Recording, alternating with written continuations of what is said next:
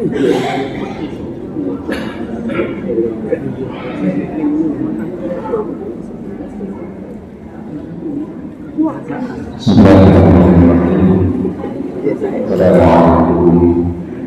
warahmatullahi wabarakatuh.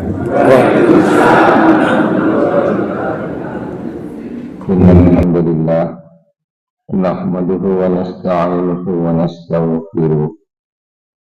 Wa na'udzu billahi min shururi anfusina wa min sayyiati a'malina. Man yahdihillahu fala mudilla lahu wa man yudlil fala hadiya lahu. Asyhadu an la ilaha illallah wahdahu la syarika lahu wa asyhadu anna Muhammadan 'abduhu wa rasuluh. Allahumma shalli ala Muhammad wa ala alihi wa sahbihi ajma'in. Qala Allah fil kitabil karim. A'udzu billahi minasy syaithanir rajim. Allahu alladzi khalaqas samawati wal ardh wa ma bainahuma fi sittati ayyam thumma istawa 'alal 'arsy. ما لكم من دونه من ولي ولا شفيع أفلا تتذكرون يدبر الأمر من السماء إلى الأرض ثم يعرج إليه في يوم كان مقداره ألف سنة مما تعودون ذلك عالم الغيب والشهادة العزيز الرحيم. وقال أيضا يا أيها الذين آمنوا اذكروا الله ذكرا كثيرا وسبحوه بكرة وأصيلا. وقال أيضا يا أيها الذين آمنوا اتقوا الله حق تقاته ولا تموتن إلا وأنتم مسلمون. Bapak pimpinan daerah Muhammadiyah, anggota seluruh pengurus, begitu juga Aisyah, seluruh orkom-orkom, Bapak Ibu yang hadir di pagi hari ini, mudah-mudahan mendapatkan rahmat dan kasih sayang Allah Subhanahu wa Ta'ala. Yang pertama, kita panjatkan puji syukur kehadirat Allah Subhanahu wa Ta'ala, yang mana Allah masih memberikan kekuatan dan kesehatan kepada kita semuanya, sehingga dengan rutin, tekun, rajin, sabar, istiqomah, kita datangi majelis ilmu ini. Kita datangi tempat yang sangat-sangat mulia untuk mengangkat derajat dan martabat kita di hadapan Allah Subhanahu wa Ta'ala. Yarfa'illahu alladhina amanu minkum walladhina utul 'ilma darajat.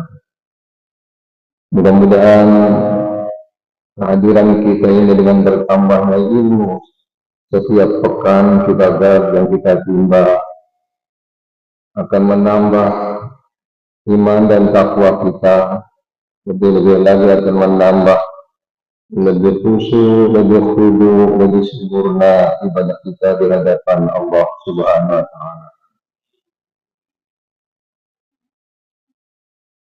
Kaum muslimin rahimakumullah,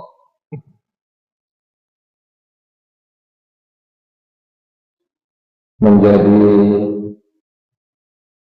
keyakinan kita, menjadi akidah kita bahwa manusia diciptakan oleh Allah Subhanahu wa Ta'ala.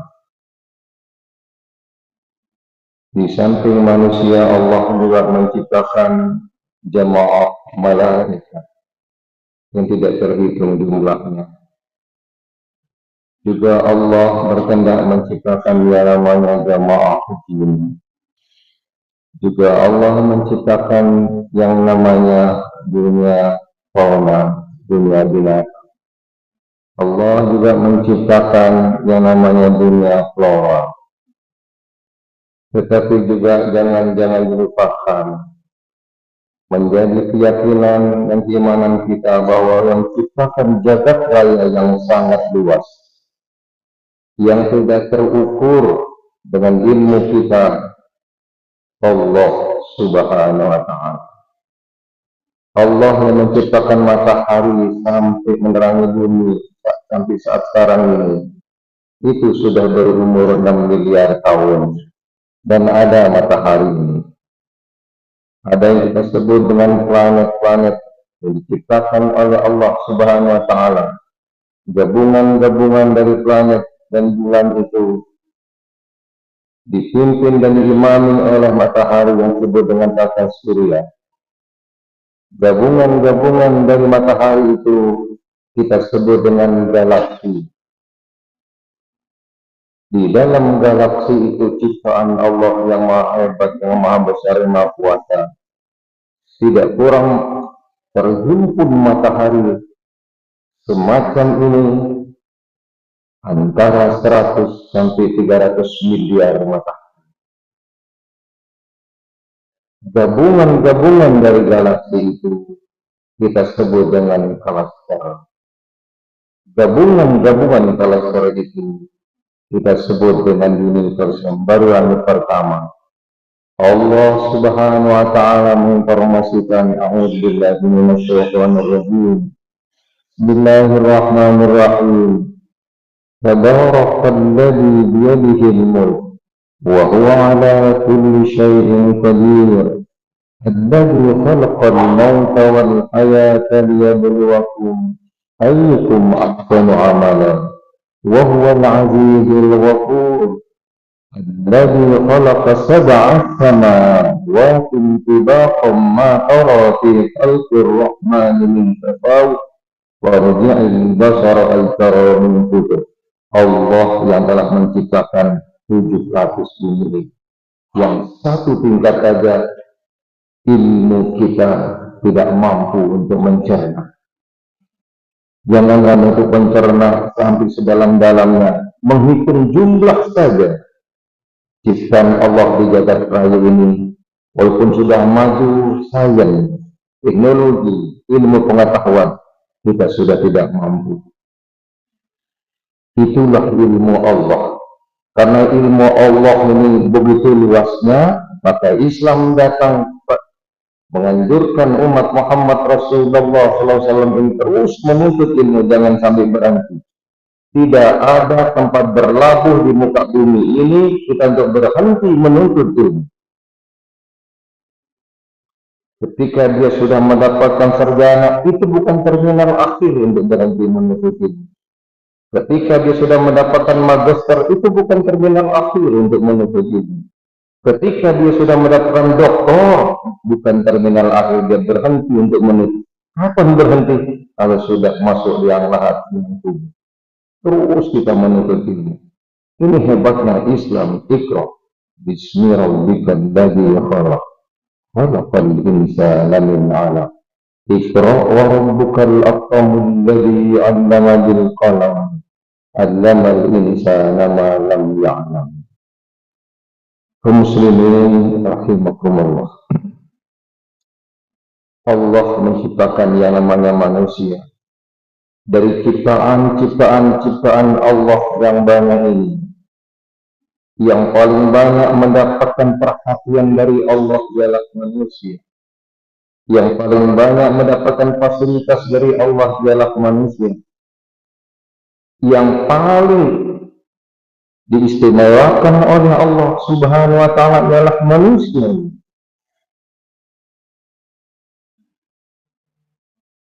Jumlah manusia yang sedang menempati yang namanya planet bumi ini, data-data statistik insya Allah benar ini tidak kurang dari 8 miliar makhluk manusia. Dan jadi pertanyaan dasar kita, siapa yang memberikan SPP 8 miliar manusia ini? Sandang, pangan, papan, siapa? Allah Rabbul Alamin. Allah yang Maha Kuasa yang Maha Besar. Kaum muslimin rahimakumullah. Dari manusia yang 8 hari ini, kalau kita sebar, separuh saja kita sebar. Kuesioner, pertanyaan-pertanyaan di sana kita sebar, macam-macam pertanyaan di sana. Lalu sampai pada satu pertanyaan, untuk apa jenengan hadir di muka bumi Allah Subhanahu wa Ta'ala? Untuk apa kalian muncul di muka bumi Allah Subhanahu wa Ta'ala? Untuk apa kalian hidup di planet bumi ini? Setelah kita ambil semuanya kertas-kertas jawaban itu, maka jawabannya beragam yang kita dapatkan. Yang satu menjawab, saya ingin menjadi pejabat. Di bawahnya lagi yang B, bukan saja saya yang menjadi pejabat, juga istri saya. Habis itu nomor C, juga anak-anak saya. Karena sulit mencari pekerjaan, maka anaknya dicarikan pekerjaan. Pekerjaannya nggak main-main, bukan masuk di perusahaan plastik, bukan masuk di perusahaan tambang, tetapi dijadikan wakil presiden.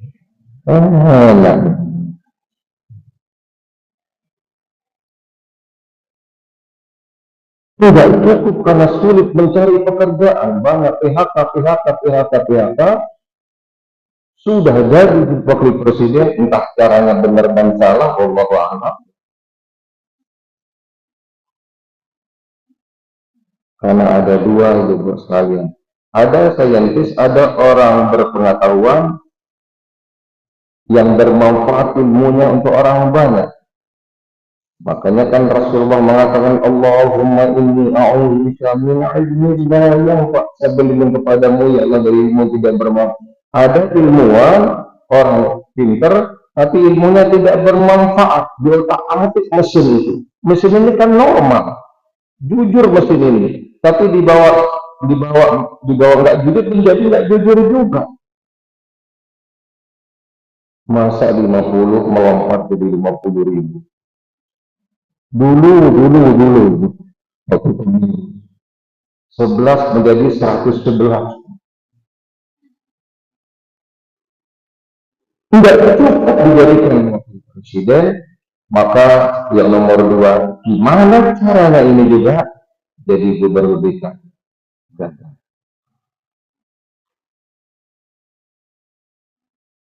Tinggal menunggu hari dan jam.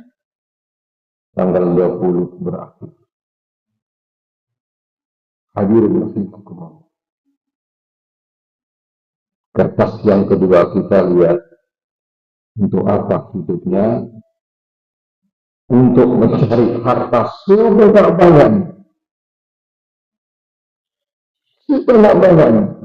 Rasulullah Sallallahu Alaihi Wasallam juga mengingatkan kepada kita dari doa beliau, Allahumma inni a'udzubika min nafsin la tashba. Saya berlindung kepadamu ya Allah dari nafsu yang tidak puas-puas. Dikasih satu tambang kurang, buruk lagi tambang yang lain. Awas, hati-hati teman-teman yang di Magetan. Nanti ada sumber yang namanya uranium di sini, habis dibongkar ke tanah untuk mencari uranium. Kalau uranium, plutonium itu lebih mahal harganya daripada emas. Lebih mahal harganya daripada emas, bisa puluhan, 20-30 kali emas harga uranium. Sebagai material untuk membuat yang namanya nuklir. Hadirin rahimakumullah. Jadi yang nomor 2, kertas nomor 2, saya ingin menjadi orang yang kaya. Islam tidak melarang umatnya menjadi orang yang kaya. Silahkan menjadi orang yang kaya. Tapi cara mencari kekayaan itu sesuai dengan Allah dan Rasulnya. Ya ayyuhalladzina amanu hal adullukum ala tijaratin tunjikum min azabin alim. Tu'minuna billah wa rasul wa tujahiduna fi sabilillah bi amwalikum wa anfusikum Dzalikum khairul lakum in kuntum ta'lamun. Wahai orang-orang beriman, sudikah sudikah kalian kutunjukkan satu bisnis yang dengan bisnis itu kalian akan terhindari azab yang pedih. Silakan berbisnis, bangun bisnis kita ini, tapi harus sesuai dengan aturan-aturan Allah dan Rasul. Tidak salah. Jadi ada orang muslim cara mendapatkan harta benar sesuai dengan Allah dan Rasul. Dia kaya, maka dia akan dicintai oleh Allah Subhanahu wa taala. Muslim kaya, cara mendapatkan harta benar, lalu dia mendapat kecintaan Allah Subhanahu wa taala. Ada orang kafir yang kaya, sekian triliun, sekian triliun, sekian triliun, dia dapatkan kekayaan sama kaya, tapi dia dibenci oleh Allah Subhanahu wa taala. Pilih mana? Jelas kita pilih yang kanan ini. Pilih mana ibu-ibu? Semuanya dibenci Allah. Miskin disayang oleh Allah. Pilih mana? Pasti jawabannya saya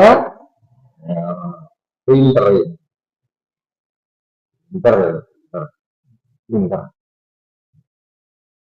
Hadirin rahimakumullah. Pertanyaan yang nomor 3, kita baca. Masuk lagi. Untuk apa jangan datang di muka bumi Allah Subhanahu wa taala? Saya ingin bersenang-senang, yang namanya hedonisme. Ingin bersenang-senang, pagi senang, siang senang, malam senang, itu senang-senang aja. Namanya hedonisme, itu senang. Pariwisata ke Malang, pariwisata ke Bandung, pariwisata, pokoknya senang-senang aja. Ini ada yang seperti itu. Banyak masuk pertanyaan, untuk apa Anda dan kalian hadir di bumi Allah Subhanahu wa taala. Dari sekian jawaban-jawaban yang masuk itu, ada satu muncul pertanyaan, jawaban yang bagus itu. Jawabannya ialah, saya dihadirkan oleh Allah. Saya dihadirkan Allah di muka bumi ini ialah untuk mengabdi dan beribadah kepada Allah Subhanahu wa taala. Ini jawaban yang benar-benar betul dan betul-betul benar. Dari sekian banyak jawaban, kok jawaban jenengan ini kok paling lain? Kenapa? Saya berdasarkan Al-Quranul Karim. Coba Bapak buka surah Al-Qiyamah itu.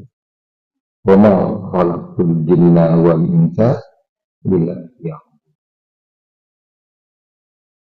Jadi misi pertama dan utama sekali kita hadir di planet bumi ini untuk beribadah. Banyak orang yang salah angkat. Misi pertamanya salah sudah. Hanya untuk bersenang-senang. Jadi main-main aja sifatnya, main-main aja sifatnya. Di muka bumi Allah. Yang saat ini sudah benar. Kita lanjutkan Bapak Ibu sekalian. Ada jam itu juga Anda bawa jam. Tolong kalau sudah jam 7 saya dikasih tahu Pak. Angkat tangan. Habis Pak.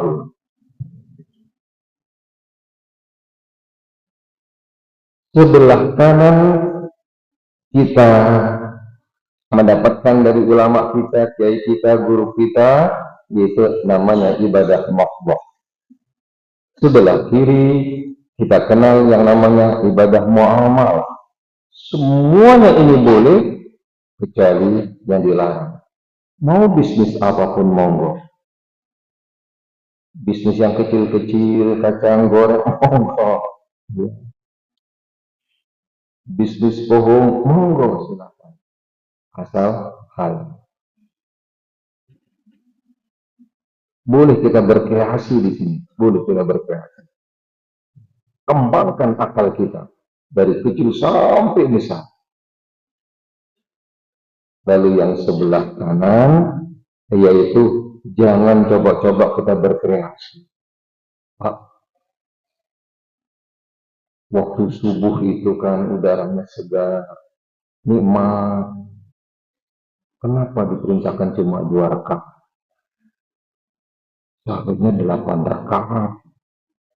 Uang 2 rakaat saja itu banyak yang digabung antara subuh dengan duha. Kenapa? Dia sudah belajar di ulamanya apa?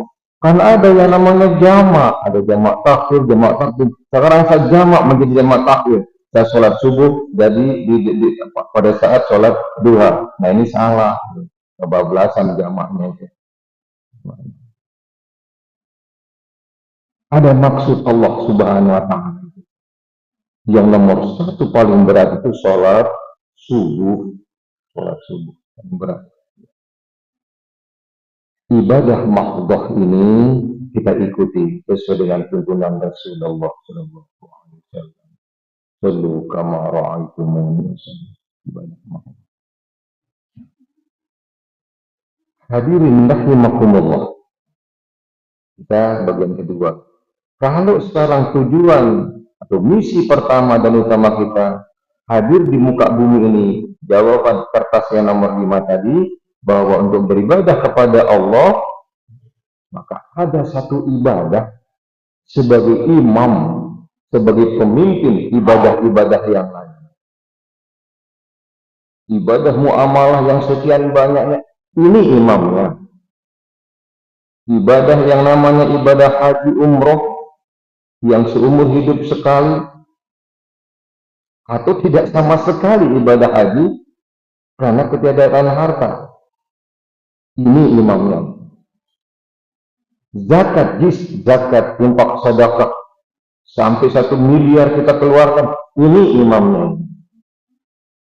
Jihad, dakwah, ini imamnya tadi. Puasa Ramadan, puasa Senin Kemis, puasa pertengahan bulan, puasa-puasa sunat yang lain, dan puasa wajib Ramadan, ini imamnya. Siapa imamnya? Apa imamnya? Ibadah-ibadah itu. Ya, sholat. Sholat imamnya. Maka kalau sudah ini imamnya, jadi tujuan utama atau misi pertama dan utama sebagai tema kita pagi hari ini, kehadiran umat manusia di muka bumi ini untuk sholat. Untuk sholat. Silakan kumpulkan harta sebanyak-banyaknya, enggak sholat, enggak ada artinya. Silakan menjadi presiden terus. Jangan Pak Harto hampir 30-35 tahun. Silakan sampai 50 tahun. Jadi raja, jadi sultan, jadi presiden, jadi perdana menteri. Enggak sholat, enggak ada gunanya. Silakan jadi orang terkenal, selebriti. Hebat-hebatnya, mendunia, enggak sholat, enggak ada gunanya. Apapun status kita di muka bumi Allah Subhanahu wa Ta'ala, ketika dia melenceng dari misi pertama dan utama ini, maka tidak ada gunanya. Dia hanya main-main aja, lahun wa la'ibun di muka bumi Allah Subhanahu wa Ta'ala. Ini yang sangat penting harus kita pegang. Apa tujuan kita hadir di muka bumi? Apa tujuan jenengan hadir di Magetan ini? Apa tujuan saya hadir di Malang? Apa tujuan Bapak hadir di Semarang? Apa tujuan Bapak hadir di Surabaya dan di Indonesia ini? Kalau hanya main-main mencari, tidak ada gunanya. Kenapa? Karena seluruhnya kita pasti akan mati. Thumma innakum ba'da dzalika lamayitun. Setelah main-main ini, kalian pasti mati. Ada kepala negara yang tidak mati? Ada yang masih hidup. Yang masih hidup. Pak Jokowi masih hidup. Bu Mega masih hidup, Yudhoyono masih hidup, Habibie meninggal, Abdurrahman Wahid ya kita meninggal, Bapak Soeharto ya, Bapak Soekarno meninggal, Bu Mega tunggu giliran.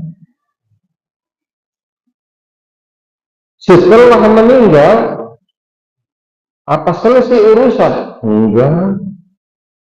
Al-yawma nakhtimu ala afwahihim wa tukallimuna aydihim wa tashhadu arjuluhum bima kanu yaksibun.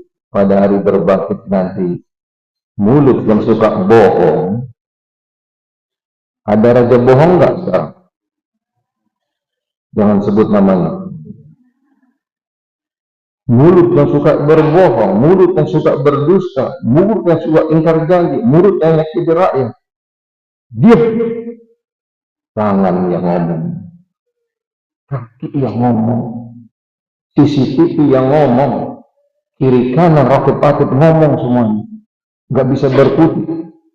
Makanya informasi selanjutnya, hal ataka hadithul ghashiyah wujuhu yawma idzin khashi'atun 'amilatun nasib. Dan sampaikan kepada kalian hari tentang hari berbangkit. Jutaan muka tunduk, nggak berani begini, tunduk begini.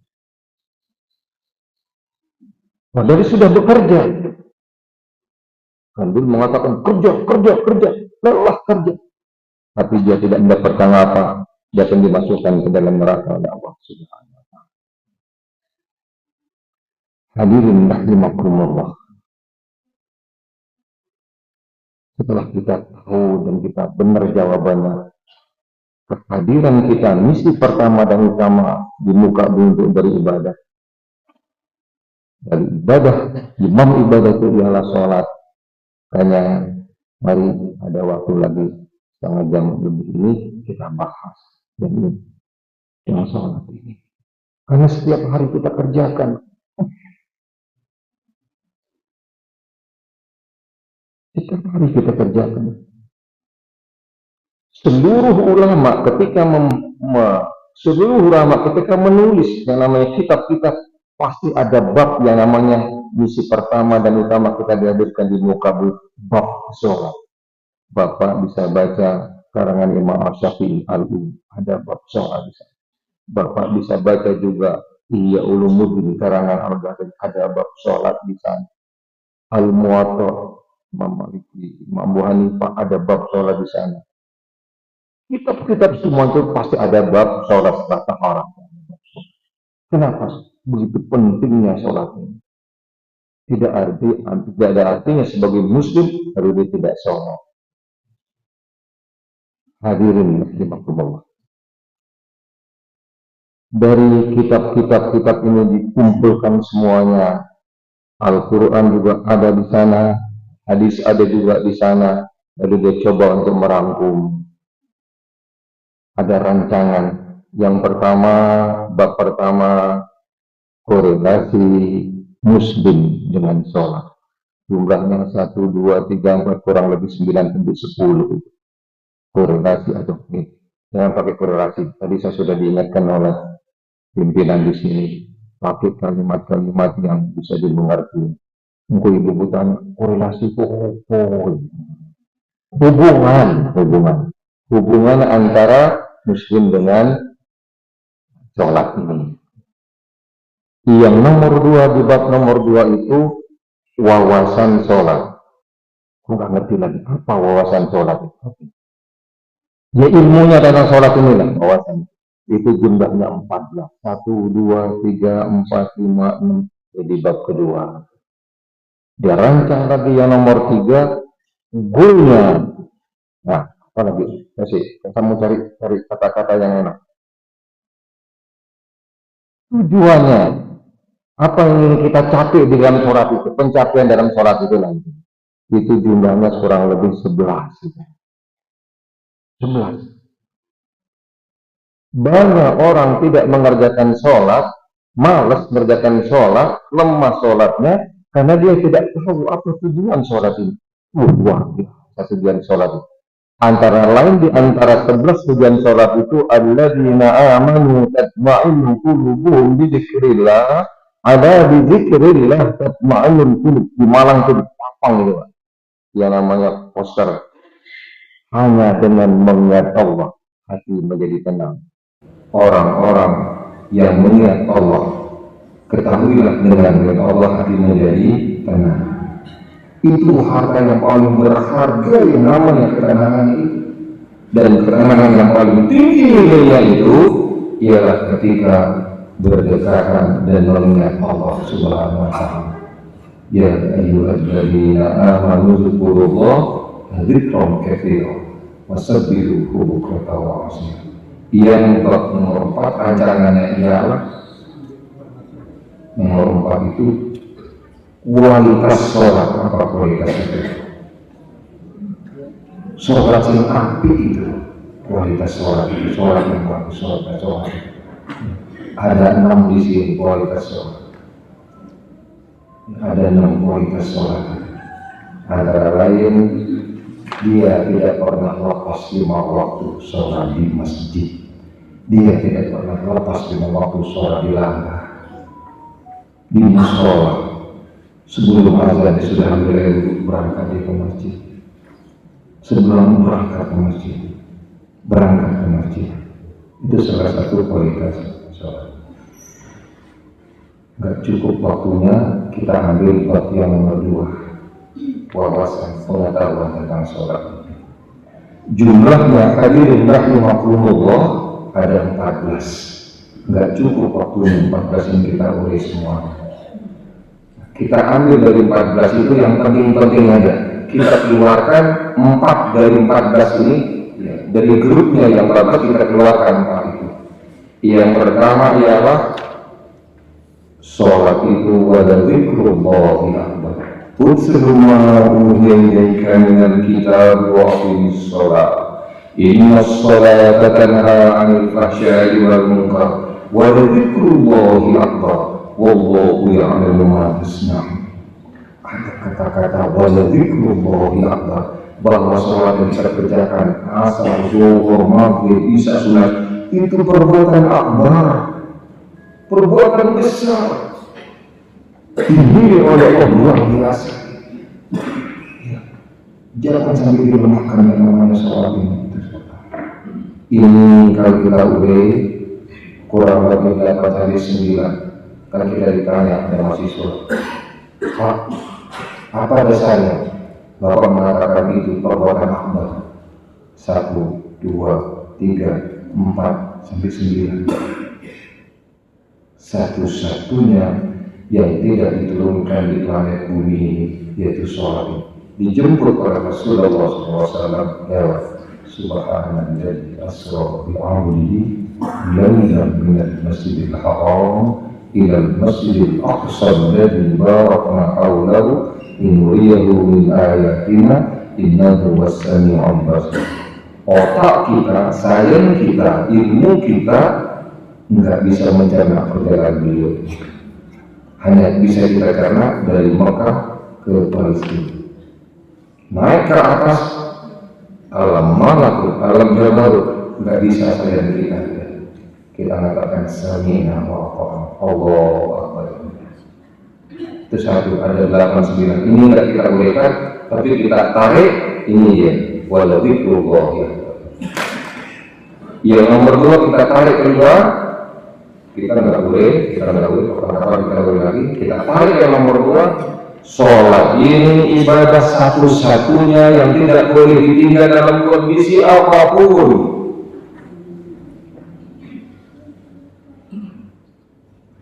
فَمَنْ كَانَ مَرِيضًا أَوْ عَلَى سَفَرٍ فَعِدَّةٌ مِنْ أَيَّامٍ أُخَرَ.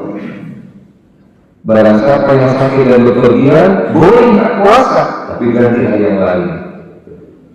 Barang siapa yang tidak punya harta, sakit badannya, dan ada kendala di jalan, boleh nggak haji.